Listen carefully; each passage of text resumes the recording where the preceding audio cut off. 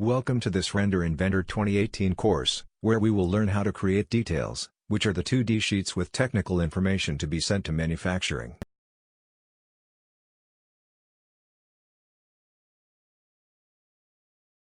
Generally speaking, the details contain views of the model, cuts, sections, quotas, symbols, annotations and other elements necessary for the correct interpretation of the project. In this first lesson we will see how the course is organized to facilitate learning. Come on, let's go. This course is organized in 2 modules, which contains classes, where we teach step by step how to use the commands and tools of the program. Practical examples, where we review the content by performing practical cases. And complementary exercises, which are tasks for the student to do and train. In the first module we will have an overview of the course and learn how to access the detailed environment and create a custom legend according to the needs of the company.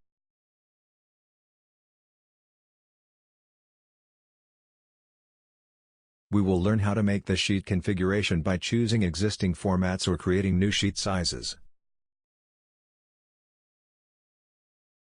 We will see how to insert image into the caption and save the file as template, which will allow us to use this file as the default for all our details, in a practical and quick way. We will automatically insert views from 3D models of parts and assemblies, configuring the scale and style of the views.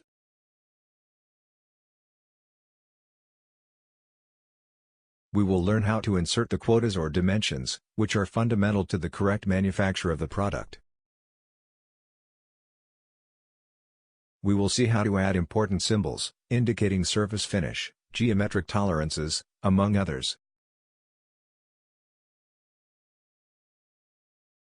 We will insert annotations, such as hints of holes and chamfers. We will also work with the insertion of texts, which are useful to create general project annotations. We will know the ballooning options, which are very important for the correct definition of assembly details. And see how to insert the bill of material, which specifies the project items and their quantities, among other information.